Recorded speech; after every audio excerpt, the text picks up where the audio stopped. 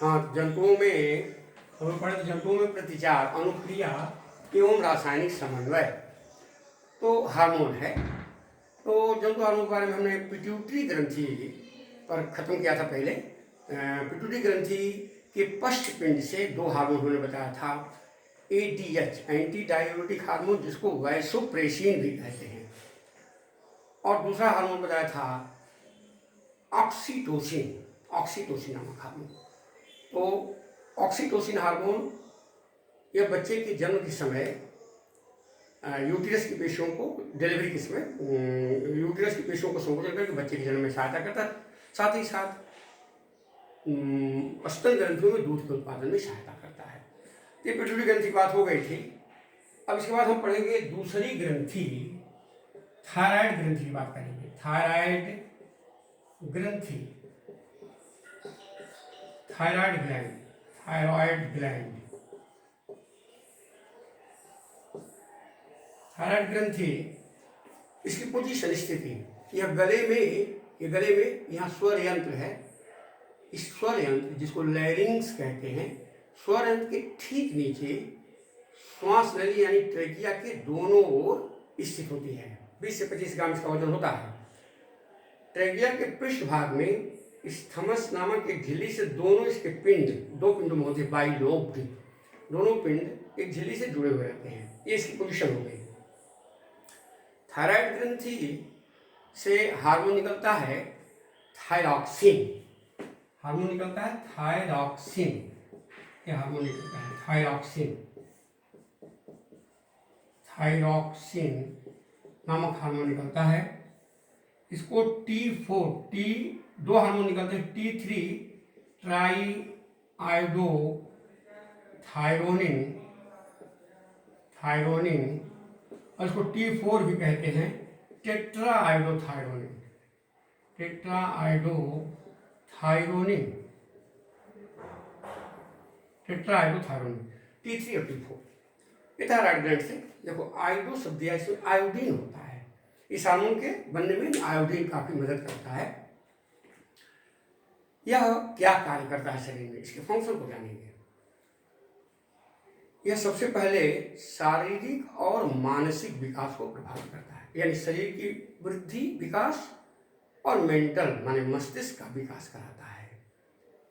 BMR basal metabolic rate, आधार उपापचयी दर, basal metabolic rate का नियंत्रण करता है। यह शरीर में आंतों में ग्लूकोज के अवशोषण को बढ़ा देता है। लाल रक्त कणिकाओं के निर्माण में भी भाग लेता है। थायरॉक्सिन, थायरॉक्सिन हार्मोन, यह हार्मोन ग्लूकोज के ऑक्सीकरण के द्वारा, यानी ऑक्सीकृत मेटाबॉलिज्म में सहायता करके, कोशिकाओं में जब अवशोषित होता है, ग्लूकोज का अवशोषण होता है तो ऑक्सीकरण होता है। ऑक्सीकृत मेटाबॉलिज्म को प्रोत्साहित करके ऊर्जा उत्पन्न करने में भाग लेता है।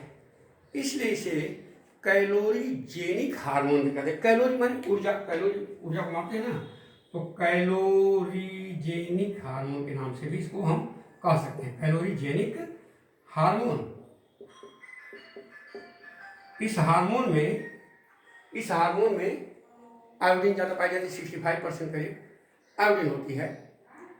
आयोडीन का पहले भी फंक्शन पढ़े हो कि उसकी कमी से घेघा रोग हो जाता है, ग्वाइटर।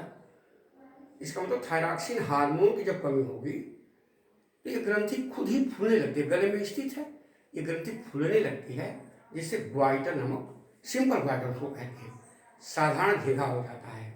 लेकिन मान लो किसी कारणवश थायरॉक्सिन हार्मोन का स्राव ज़्यादा होने लगे, हमने बताया था कि हार्मोन की अधिकता और कमी दोनों ही हानिकारक होते हैं। सामान्य अगर स्रावित होता है तब तो ये ठीक है, लेकिन सामान्य से कम या सामान्य से अधिक होता है तो ये हानिकारक होगा। ये तरह तरह के अनियमितता, तरह तरह की बीमारियां उत्पन्न हो जाती हैं। तो थायरॉक्सिन हार्मोन कम मात्रा में स्रावित होता है। हमने बताया था पिट्यूटरी ग्लैंड से TSH जो स्रावित होता है, थायराइड स्टिमुलेटिंग हार्मोन, थायराइड प्रेरक हार्मोन, तो वहाँ से निकल कर रक्त के माध्यम से आता है तो थायराइड ग्लैंड की क्रियाशीलता को सक्रिय करता है। तो अगर थायरॉक्सिन हार्मोन कम निकलने लगे और मान लो ग्रंथि उत्साहित नहीं, उत्तेजित नहीं है, थोड़ा मात्रा कम हो गई तो ग्वाइटर, ये ग्रंथि खुद फूलने लगती है क्योंकि आयोडीन कम होता है, आयोडीन कमी से घेरा रोग हो जाता है। अगर स्त्रियों में कभी कभी देखा गया है, ये छोटे बच्चों में इसकी कमी से एक बीमारी और खतरनाक बीमारी होती है, उसको क्रेटिनिज्म कहते हैं, क्रेटिनिज्म रोग होता है, सी से लिखते हैं, क्रेटिनिज्म नामक रोग हो जाता है।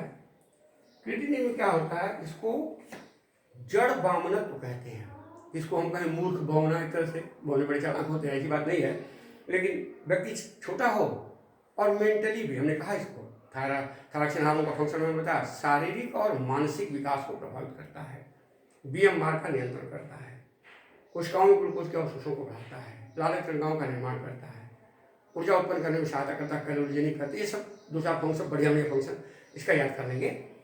तो क्रेटिनिज्म रोग बच्चों में ही होता है। अगर बड़े व्यक्तियों में, विशेष करके औरतों में अगर इसकी कमी हो जाए तो एक रोग और हो जाता है, मिक्सोडीमा, मिक्सोडीमा नामक रोग हो जाता है, जिसमें शरीर के नीचे, त्वचा के नीचे फैट की लेयर जमा होने लगती है, शरीर बल्दी हो जाता है, हृदय धड़कन मंद पड़ने लगती है और बाल्डनेस मैंने गंजापन की शिकायत भी हो जाती है, ऐसा भी देखा गया है, उसको मिक्सोडीमा रोग कहते हैं। अगर ये ज़्यादा मात्रा में स्रावित होने लगे, एक्सेस भी स्रावित हो सकता है, कभी ज़्यादा स्रावित होने, एक दूसरा ग्वाइटर होता है एक्सोप्थैल्मिक ग्वाइटर, एक्सोप्थैल्मिक ग्वाइटर एक रोग हो जाता है, दूसरा रोग हो जाएगा एक्सोप्थैल्मिक ग्वाइटर या एक्सोप्थैल्मिया कहते हैं, एक्सोप्थैल्मिया भी इसको कहते हैं, एक्सोप्थैल्मिया ऐसा भी कह सकते हैं। देखो इसका मतलब है, ऑप्थैल्मिक शब्द है, ऑप्थैल्मिक, इसका मतलब होता है नेत्र, जैसे कोई नेत्र रोग विशेषज्ञ डॉक्टर है ना, तो उसको हम कहेंगे ऑप्थैल्मोलॉजिस्ट, ऑप्थैल्मोलॉजिस्ट। अगर कोई दवा आंख में डाली जाती है तो उस पर लिखा रहता है ऑप्थैल्मिक यूज ओनली, केवल नेत्र में उपयोग के लिए। ऑप्थैल्मिक माने आंख होता ही है, ऑप्थैल्मो या ऑप्थैल्मिक एक्स माने बाहर। इसकी एक पहचान है कि अगर थायरॉक्सिन हार्मोन आवश्यकता से अधिक निकलने लगे तो ये आंखें जो हैं नेत्र कोटर से, आई ऑर्बिट में आगे पढ़ेंगे कि हम लोग की आंखें स्थित है, तो आंखें उभर करके चेहरे पर ऐसे बाहर की तरफ से, चेहरा ऐसे भयंकर, ऐसे आंख फैल जाएगी, बहुत भयानक लगेगा चेहरा, और हृदय की धड़कन बढ़ जाएगी, मर में घबराहट होगी। ये रोग का पहचान है, उसको हम कहते हैं एक्सोप्थैल्मिक ग्वाइटर, यानी गला तो खुलेगा, ग्वाइटर तो होगा, लेकिन आंखें भी चेहरे को फूल जाएंगी, नेत्र कोटर से आई बॉल बाहर की तरफ आएगा और आंख ऐसे विस्फारित हो जाएगी, फैलती हुई दिखाई देगी, उसको एक्सोप्थैल्मिक ग्वाइटर कहेंगे। ये हो गया कमी और अधिकता से, यानी भयंकर ये रोग हो रहा है। अच्छा, ये दूसरी ग्रंथि हो गई। अब हम लोग क्रम से हम बता रहे हैं बॉडी में हम लोग के किस तरह से ग्रंथियां स्थित हैं, इंडोक्राइन ग्लैंड। अब हम आते हैं मिश्रित ग्रंथि, पैंक्रियाज, अंतःस्रावी, अब यहाँ लिखेंगे हम अंतःस्रावी अग्न्याशय, अग्न्याशय, अंतःस्रावी अग्न्याशय। क्रम से हम बता रहे हैं, क्रम से endocrine, endocrine pancreas, endocrine pancreas, अंतःस्रावी अग्न्याशय। अंतःस्रावी अग्न्याशय हम क्यों नहीं लिखे? अग्न्याशय मिश्रित ग्रंथि है। अग्न्याशय के बारे में 9वीं क्लास में आप पढ़े हो कि अग्न्याशय से अग्न्याशयी रस निकलता है और वह रस नली के माध्यम से ड्यूडेनम ग्रहणी में पहुंचाया जाता है, सामान्य पित्तवाहिनी के द्वारा आमाशय में पहुंचाया जाता है। तो उसमें नली है तो बहिस्रावी हो गई, और उसमें बहिस्रावी ग्रंथियों में विशेष एंजाइम वगैरह पाए जाते हैं। लेकिन इसके भीतर अग्न्याशय से घिरे हुए एसिनी कुछ रचनाएं, उसको कहते हैं एसिनी, एसियाई, एसिनी नाम की रचनाएं पाई जाती हैं। उससे घिरे हुए कुछ कोशिकाओं का समूह होता है जिसको लैंगरहैंस की द्वीपिकाएं कहते हैं, लैंगरहैंस की द्वीपिकाएं, लैंगरहैंस की द्वीपिकाएं, द्वीप जैसे जल से घिरा स्थल होता है उसको द्वीप कहते हैं, ऐसे अग्न्याशय से चारों तरफ से घिरा हुआ ये है तो द्वीप एक तरह का द्वीपिकाएं। यहाँ आइसलेट्स कहते हैं, आइसलेट्स, जबकि द्वीप को हम लोग इंग्लिश में आइसलैंड कहते हैं, यहाँ आइसलेट्स है, islets of Langerhans, Langerhans, Langerhans की द्वीपिकाएं। लैंगरहैंस की द्वीपिकाओं में 3 तरह कोशिकाएं हैं, अल्फा, बीटा, डेल्टा, लेकिन हम यहाँ पढ़ेंगे अल्फा सेल्स अल्फा सेल्स, इसको अल्फा सेल्स पढ़ेंगे। अल्फा कोशिकाएं, अल्फा कोशिकाएं इसमें पाई जाती हैं लैंगरहैंस में। और बीटा, बीटा कोशिकाएं, ये बीटा कोशिकाएं हो गई, बीटा सेल्स, ये बीटा है, अल्फा बीटा। इन दोनों से हार्मोन निकलेगा, क्योंकि हार्मोन अंतःस्रावी से, हमने इसलिए लिखा अंतःस्रावी अग्न्याशय है, अग्न्याशय का अंतःस्रावी भाग है, तो उसमें इससे निकलेगा एक हार्मोन ग्लूकागोन, ग्लूकागोन, ग्लूकागोन। और इससे निकलेगा हार्मोन इंसुलिन, इंसुलिन नामक हार्मोन। ये दो हार्मोन बड़े इंपॉर्टेंट हैं, दोनों सिलेबस में हैं, दोनों हार्मोन की बात पढ़ेंगे, दोनों दूसरे का अपोजिट हैं। अब इंसुलिन का सवाल पूछेगा कि इंसुलिन कहाँ से साबित होता है, तो पेंक्रियाज के आइसोलेट्स ऑफ लैंगरहैंस की बीटा कोशिका से इंसुलिन निकलेगा और अल्फा कोशिका से ग्लूकागोन निकलेगा। इंसुलिन का कार्य, इंसुलिन का कार्य, इंसुलिन यह ग्लूकोज को ग्लाइकोजन में बदल देता है। उस क्रिया को कहते हैं ग्लाइकोजेनेसिस। ग्लाइकोजेनेसिस नामक क्रिया द्वारा ग्लूकोज को ग्लाइकोजन में बदल देगा। यह ग्लाइकोजन लीवर में, पेशियों में जमा हो जाता है। जैसे पौधों में ग्लूकोज बनता है तो स्टार्च के रूप में जमा होता है, हम लोगों को ग्लाइकोजन को एनिमल स्टार्च भी हम कह सकते हैं, जंतु स्टार्च, क्योंकि यहाँ ग्लूकोज स्टार्च में नहीं ग्लाइकोजन में बदल जाता है। दूसरी चीज है, यह वसा और प्रोटीन के विघटन से, वसा और प्रोटीन के विघटन से ग्लूकोज बनने को रोकता है। वसा के विघटन को लिपोजेनेसिस कहते हैं, लिपोजेनेसिस। ग्लाइकोजेनेसिस, देखो जेनेसिस ग्लाइकोजन में बदलने की क्रिया, ग्लूकोज से ग्लाइकोजन बनना ग्लाइकोजेनेसिस। लिपोजेनेसिस, लिपोजेनेसिस, लिपोजेनोलिसिस माने वसा को तोड़ना, तो वसा के विघटन से, प्रोटीन के विघटन से यह ग्लूकोज बनने पर भी रोकता है। यह हार्मोन अगर कम होता है तो रक्त में ग्लूकोज बढ़ेगा, क्योंकि ग्लूकोज को ग्लाइकोजन में बदलना नहीं बन पाएगा, तो रक्त में जब ग्लूकोज बढ़ेगा तो मधुमेह की बीमारी हो जाएगी, डायबिटीज मेलिटस, डायबिटीज मेलिटस की कमी से डायबिटीज, डायबिटीज मेलिटस नाम रोग हो जाएगा। मेलिटस इसको कहते हैं शुगर की बीमारी, या इसको मधुमेह हिंदी में कह सकते हो, मधुमेह नामक रोग हो जाता है। किसी कमी से? इंसुलिन की कमी से, क्योंकि ग्लूकोज ग्लाइकोजन में नहीं बदले।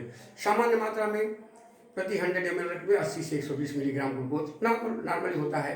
ग्लूकोज जब ज़्यादा बढ़ने लगता है तो किडनी से छन करके यूरिन के साथ जुड़ जाता है, तो उसको ग्लाइकोसूरिया, उसमें यूरिन में जब ग्लूकोज आ जाता है तो उसको ग्लाइकोसूरिया कहते हैं। जब रक्त में ग्लूकोज की मात्रा बढ़ती है तो हाइपरग्लाइसीमिया कहते हैं, हाइपरग्लाइसीमिया। और रक्त से बढ़ा हुआ ग्लूकोज जब छन करके मूत्र में आता है तो उसको कहते हैं ग्लाइकोसूरिया। हाइपरग्लाइसीमिया और ग्लाइकोसूरिया दोनों को एक साथ डायबिटीज मेलिटस कहते हैं, मधुमेह की बीमारी। यानी मधुमेह का मतलब हो गया कि जब पेशाब यूरिन में ग्लूकोज जाने लगे छन करके, और जैसा नेफ्रॉन में आप देखे हो कि फिल्ट्रेशन जब होता है तो रीएब्जॉर्प्शन होता है। अभी हमने बताया ईडीएच हार्मोन जल का रीएब्जॉर्प्शन, दूरवर्ती कुंडली, तो उसमें खनिज लवण भी रीएब्जॉर्ब होते हैं, ग्लूकोज वगैरह रीएब्जॉर्ब हो जाते हैं। मतलब है कि अगर रीएब्जॉर्प्शन घट गया तो इंसुलिन कम होगा, तो रीएब्जॉर्प्शन ग्लूकोज का नहीं हो पाएगा, तो ग्लूकोज छन करके यूरिन से बाहर जाएगा, उसका निज़ाम करते हैं मधुमेह की बीमारी। अब आइए दूसरा हार्मोन ग्लूकागोन। यह आइसोलेट्स ऑफ लैंगरहैंस की अल्फा कोशिकाओं से निकलता है। अगर शरीर में ग्लूकोज की मात्रा कभी घट जाए, ऐसा होता है, तो ऑटोमेटिक शरीर की कुछ व्यवस्थाएं हैं कि तुरंत जो है, जो जमा ग्लाइकोजन है लीवर में, टिश्यू में, अब लीवर में जमा ग्लाइकोजन को यह हार्मोन निकल करके ग्लाइकोजिनोलाइसिस, दूसरी क्रिया देंगे, ग्लाइकोजिनोलाइसिस की क्रिया द्वारा विघटित करके उस ग्लूकोज, जो ग्लाइकोजन है उसको पुनः ग्लूकोज में बदल, यानी इसका उल्टा काम कर रहा है। इंसुलिन का जस्ट रिवर्स काम कर रहा है ग्लूकागोन। यानी रक्त में रक्त शर्करा की मात्रा को, कुछ क्वेश्चन पर हम आगे बताएंगे, रक्त शर्करा की मात्रा को नियंत्रित करने का काम भी ये हार्मोन करता है, और इंसुलिन, ये दोनों एक दूसरे के विपरीत कार्य करते हैं। तो इस तरह से हमको 2 हार्मोन की बात यहाँ पढ़नी है। अंतःसारी अग्न्याशय से एक मिश्रित ग्रंथि इसको कहा गया। अच्छा, इसकी पोजीशन थोड़ी सी हम बताए नहीं, पोजीशन कहाँ है। जैसे हम लोगों की आहार नली है, आमाशय है, यहाँ था तो आमाशय, आमाशय के बाद एक ग्रहणी है, छोटी आंत का पहला हिस्सा ग्रहणी। तो आमाशय और ग्रहणी के बीच में ये अग्न्याशय पाया जाता है। यहाँ पर तो उस अग्न्याशय के भीतर जो है आइसोलेट सा लिंगर है स्थित है। तो हम क्रम से बता रहे हैं, पिट्यूटरी ग्रंथि ब्रेन में, थायराइड गले में, और अग्न्याशय, अग्न्याशय ग्रहणी और स्टमक आमाशय के बीच में अग्न्याशय स्थित है। अब आइए ग्रंथि हम चौथी नंबर ग्रंथि पढ़ेंगे, अधिवृक्क ग्रंथि।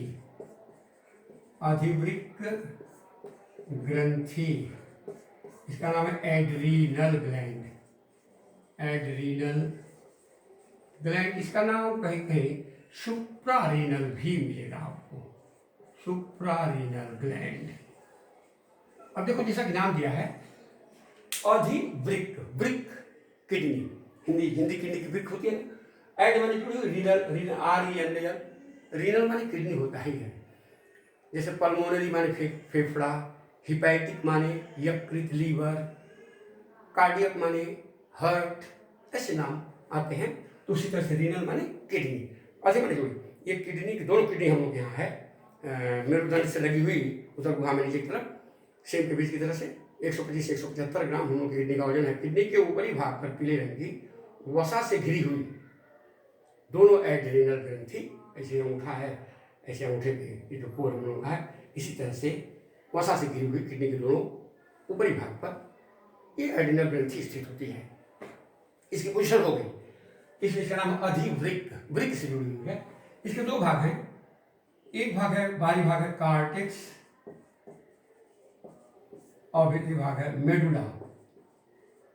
दोनों भाग से हार्मोन निकलते हैं, लेकिन हमारे सिलेबस में मेडुला का हार्मोन ही पढ़ना है। कार्टेक्स से 3 हार्मोन जब भी निकलते हैं, ग्लूकोकार्टिकॉइड्स, मिनरलोकार्टिकॉइड्स, गोनेडोकार्टिकॉइड्स। तो सिलेबस में नहीं है, ये कार्टेक्स है, कार्टिकॉइड शब्द है। जैसा कि हमने पिट्यूटरी ग्लैंड के अग्रपिंड से हमने बताया था ACTH हार्मोन, एड्रीनोकार्टिकोट्रॉफिक हार्मोन।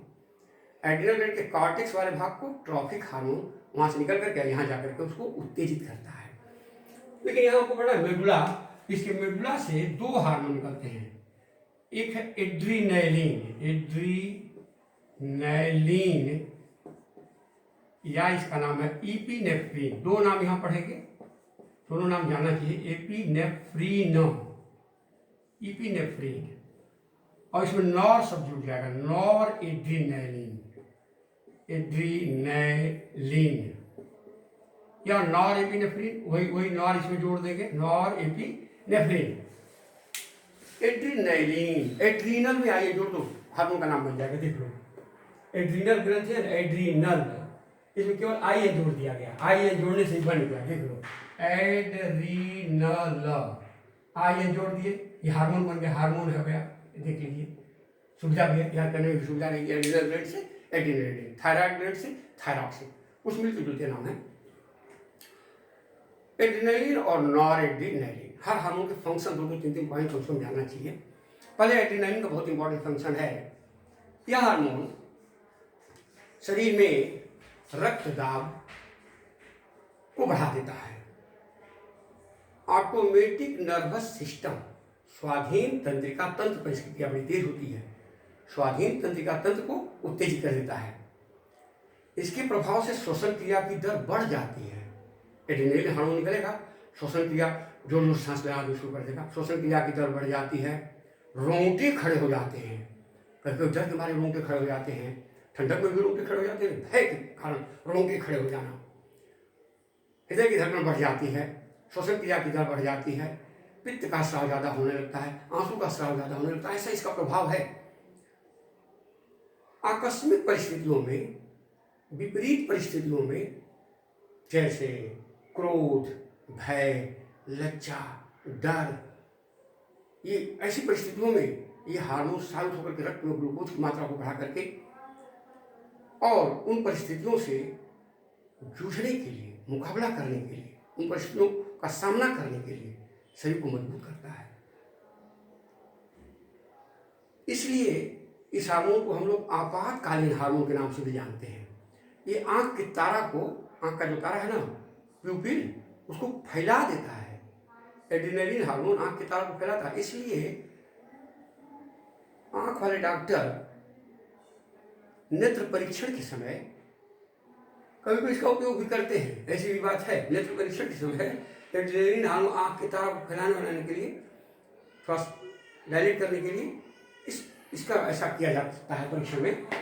इसको एड्रेनलिन जो है, एड्रेनलिन ये हार्मोन जो है क्रोध, भय, लड़ाई झगड़ा, आकस्मिक परिस्थिति में शामिल होकर शरीर को मजबूती देता है। इसलिए इसको हम आपातकालीन हार्मोन भी कहते हैं, आपातकालीन हार्मोन के नाम से जानते हैं। आपातकालीन हार्मोन यानी इमरजेंसी हार्मोन। इमरजेंसी क्या, आपात क्या क्या है? अब आप सामान्य अवस्था में हो, अरे भाई कोई आपसे लड़ाई झगड़ा करने लगे, मारपीट करना शुरू हो जाए, तो उस समय हार्मोन निकलेगा और शरीर को रक्तदाब बढ़ गया, गुस्सा आने लगा, आदमी उस परिस्थिति से मुकाबला करने के लिए तैयार हो गया और उसको एनर्जी मिलने लगी, ब्लड में ग्लूकोज की मात्रा बढ़ गई, उसका ऑक्सीकरण होने लगा, इसलिए तेज सांस, उसकी श्वसन क्रिया की दर बढ़ जाएगी, शरीर में वाइब्रेशन ऐसे कांपने लगेगा शरीर गुस्सा से।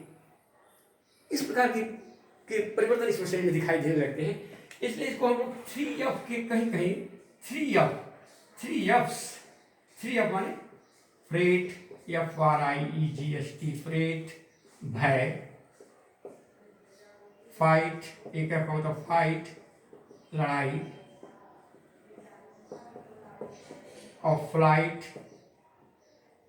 FLIGST या भागना से मतलब है भागना। ये पशु लड़ाई झगड़ा भय ये सब निकलता है। तो इसलिए इसको हम 3F हार्मोन के नाम से भी कुछ लोगों ने इसको कहा कि 3F हार्मोन है। फ्रेट, फाइट एंड फ्लाइट से संबंधित है। इमरजेंसी परिस्थिति में भी शामिल होकर के शरीर को ऑटोनॉमिक नर्वस सिस्टम को मजबूती दे करके उस परिस्थिति से रक्त दाब को बढ़ा देता है। रक्त वायु हृदय में कार्डियक आउटपुट माने हृदय में रक्त का जो संचालन हो रहा है उसकी दर को बढ़ा देता है। अब नॉन एड्रेनलिन ये जो दूसरा हार्मोन है ये भी मेडुला से निकलता है। यह विशेष करके एड्रेनलिन के कार्य में सहायता ही करता है। इसके प्रभाव से रक्त वाहिनियाँ फैल जाती है, रक्त का प्रवाह थोड़ा तेज होने लगता है और रक्त दाब में भी थोड़ी वृद्धि हो जाती है। ये नॉन एड्रेनलिन और एड्रेनलिन के कार्य में सहायता करने का काम नॉन एड्रेनलिन करता है। इस तरह से एड्रीनल ग्लैंड हो गई। अब आइए, अब हम लोग 4 ग्रंथि यहाँ पढ़ ली पिट्यूटरी ग्रंथि, थायराइड ग्रंथि, अंतःस्रावी पैंक्रियाज और एड्रीनल ग्रंथि। लाइन से और भी बहुत सी ग्रंथियाँ हैं, ऐसा नहीं सिलेबस के अनुसार ही हम पढ़ा रहे हैं, ऐसा नहीं। अब थायराइड है तो पैराथायराइड है, एक थाइमस ग्रंथि भी है, मैंने और भी अंतःस्रावी ग्रंथियाँ होती है शरीर में, लेकिन हम लोग सिलेबस के अनुसार पढ़े। अब कहेंगे गोनैड्स, जनद, जनन अंग पुरुष के जनन अंग है वृषण, टेस्टिस, वृषण, पोजीशन, स्थिति। यह शरीर पुरुष में शरीर के बाहर, शरीर से नीचे अंडकोश पर, अंडकोश वहाँ स्क्रोटल सैक उसको कहते हैं, एक झिल्ली है। वो झिल्ली का देखो ऐसा है कि जन्म के पहले माँ के शरीर में बच्चा है, जब तक जन्म नहीं हुआ उससे कुछ पहले तो 2-3 महीने पहले तो ये शरीर के भीतर ही रहता है अंडकोश, माने वृषण जो है। और जन्म बच्चे का होने वाला उसके 1-2 महीने पहले ही उदर गुहा से बाहर निकल करके वृषण कोश में, इसको कहते हैं स्क्रोटल सैक, थैला नुमा झिल्ली नुमा रचना, उस झिल्ली नुमा रचना में ये लटका हुआ रहता है शरीर के बाहर नीचे पुरुष में, दोनों जांघों के बीच में। इस टेस्टिस के अंदर ये मिश्रित ग्रंथि भी है, ये भी मिश्रित ग्रंथि है, हमारे कुछ रस भी इससे निकलते हैं और हार्मोन भी निकलता है, इसलिए मिश्रित ग्रंथि कहा जाएगा। तो वृषण में लेडिग की अंतराली कोशिका, यहाँ ध्यान देने की बात है, लेडिग की अंतराली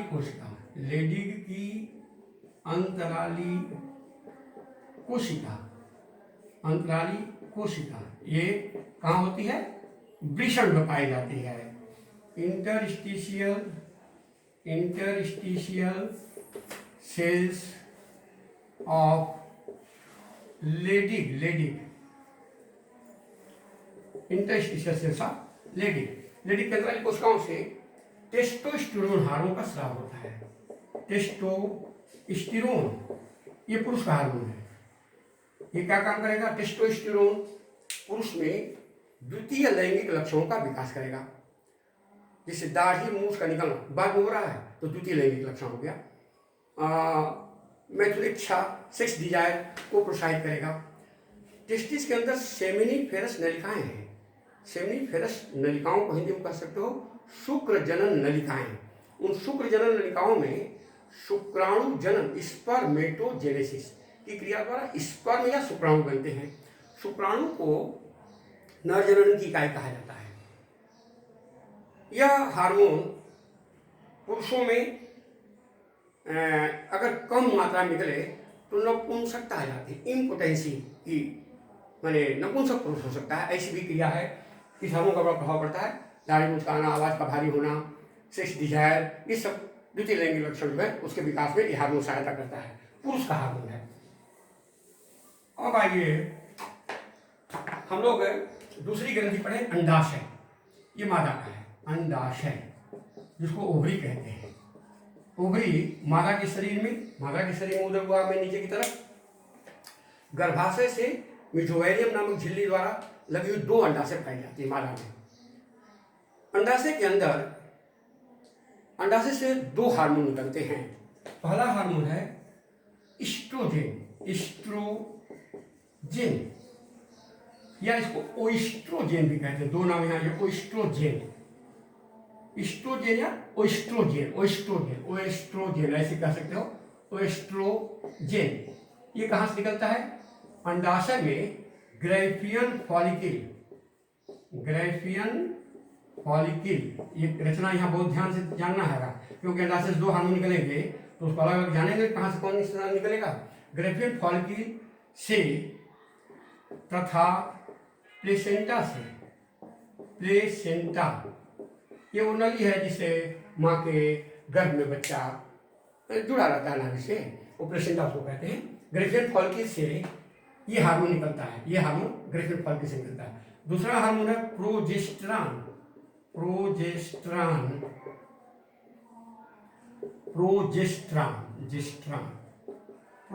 नामक हार्मोन निकलता है। ये कहाँ से निकलता है? अंडाशय के कार्पस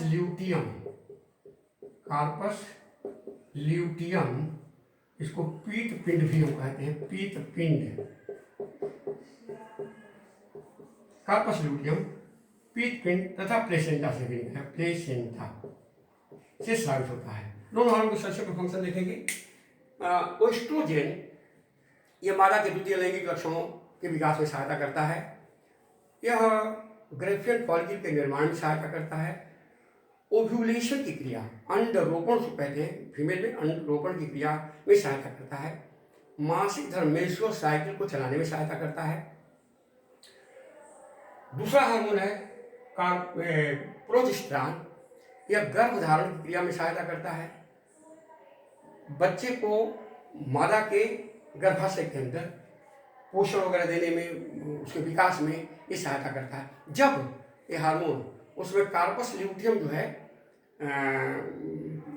धीरे धीरे पीत पिंड जो है बनना बंद हो जाती है, जिससे मेंस्ट्रुअल साइकिल बंद हो जाती है। गर्भधारण के समय मासिक धर्म स्त्रियों में मेंस्ट्रुअल साइकिल बंद हो जाती है, उसमें ये प्रोजेस्टेरॉन हार्मोन सहायता करता है और बच्चे के विकास में सहायता करता है, भ्रूण के को धारण करने में सहायता करता है। इस प्रकार ये हार्मोन हो गए। अब थोड़ा सा 2-3 बीमारियां हैं जिसको हम जानेंगे। रोग इसमें जानना है। जैसे हमने बताया बौनापन, सिलेबस कौन सा, थोड़ा सा बीमारी अलग से जानेंगे। इसको ड्वार्फिज्म कहते हैं। ड्वार्फिज्म, लंबापन,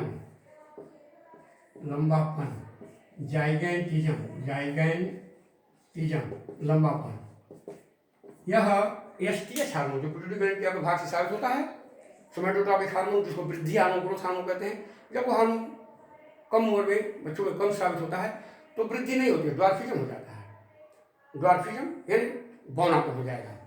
और जब कम उम्र में ही आवश्यकता से अधिक निकलने लगेगा तो उस समय लंबापन जाइगेंटिज्म हो जाएगा, उसकी लंबाई बहुत ज़्यादा हो जाएगी। दूसरा हमने उस समय बताया था घेघा, साधारण घेघा इसको कहते हैं, साधारण घेघा, इसको सिंपल ग्वाइटर कहते हैं, सिंपल ग्वाइटर। और हमने कहा था एक्सोथैल्मिक ग्वाइटर, एक्सोथैल्मिक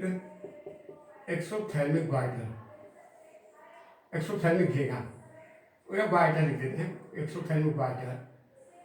दो ग्वाइटर होते हैं, साधारण घेघा भोजन में आयोडीन की कमी से यानी थायरॉक्सिन हार्मोन के कम स्राव से, ये थायराइड ग्रंथि होती है जो हम बता रहे थे, उसको साधारण घेघा कहते हैं। ये थायरॉक्सिन के कम स्राव से होता है। थायरॉक्सिन हार्मोन के ही अधिक स्राव से ये ग्रंथि फूलने के साथ साथ आंखें बाहर की तरफ निकल जाती है, जिसको एक्सोथैल्मिक ग्वाइटर कहते हैं। बहुमूत्र रोग, बहुमूत्र रोग, डायबिटीज, इंसिपिडस, बहुमूत्र रोग या एडीएच हार्मोन जो पिट्यूटरी ग्लैंड के पश्च से साबित होता है, एडीएच हार्मोन, उस एडीएच हार्मोन के कम स्राव से मूत्र का पानी का एब्जॉर्प्शन नहीं हो पाता है, जिससे मूत्र पतला हो जाता है, उसको हम कहते हैं डायबिटीज, इंसिपिडस बहुमूत्र रोग। और मधुमेह, मधुमेह इसको भी डायबिटीज ही कहते हैं, डायबिटीज मेलिटस। जैसा कि हमने बताया था इंसुलिन हार्मोन जो पैंक्रियास गैस स्टाफ की बीटा कोशिका से निकलता है, या ग्लूकोज को ग्लाइकोजन में बदलते, जब ये हार्मोन कम होता है तो ग्लूकोज का ग्लाइकोजन में बदलना कम पड़ जाता है, जिससे ग्लूकोज रक्त में बढ़ने लगता है और क्षण करके शरीर से बाहर जाने लगता है, जिससे मधुमेह नामक बीमारी हो जाती है। अब इस प्रकार कुछ ये रोग जो से दिए गए हैं, अंतःस्रावी बहिस्रावी, एंडोक्राइन एक्सोक्राइन, दोनों ग्रंथियों में डिफरेंस थोड़ा जानिए। अंतःस्रावी ग्रंथियों में नलिकाएं नहीं पाई जाती हैं, इसलिए इनको नलिका विहीन ग्रंथि कहते हैं। बहिस्रावी ग्रंथियों में नलिकाएं होती हैं, इसलिए इनको नलिका युक्त डक्ट ग्लैंड कहते हैं। अंतःस्रावी ग्रंथियों से हार्मोन का स्राव होता है। बहिस्रावी ग्रंथियों में विभिन्न तरह के रसों, पाचक रसों, एंजाइम वगैरह इत्यादि का स्राव होता है। अंतःस्रावी ग्रंथियां मनुष्य के शरीर में विभिन्न तरह के हार्मोन का सिक्रीशन करके सामंजस्य स्रावित केमिकल कोऑर्डिनेशन करती हैं। बहिस्रावी ग्रंथियों से स्रावित रस, पाचक इत्यादि या पसीने वगैरह का स्राव हो रहा है, आंसू का स्राव हो रहा है, पाचक रसों का स्राव हो रहा है। तो अंतःस्रावी और बहिस्रावी स्रावी पदार्थ उसमें पॉइंट्स के इनकी शरीर में विभिन्न तरह की अंतःस्रावी ग्रंथियों का उदाहरण और बहिस्रावी ग्रंथियों का उदाहरण, जैसे pituitary gland, thyroid gland, adrenal gland. उसमें बहिस्रावी ग्रंथि में आप कह सकते हो salivary gland, sweat gland, tear gland, liver, pancreas इत्यादि। इस तरह से ये अंतर कर दिया जाएगा और यहाँ पर इसको रोकर के बाद में आगे हम लोग पढ़ेंगे।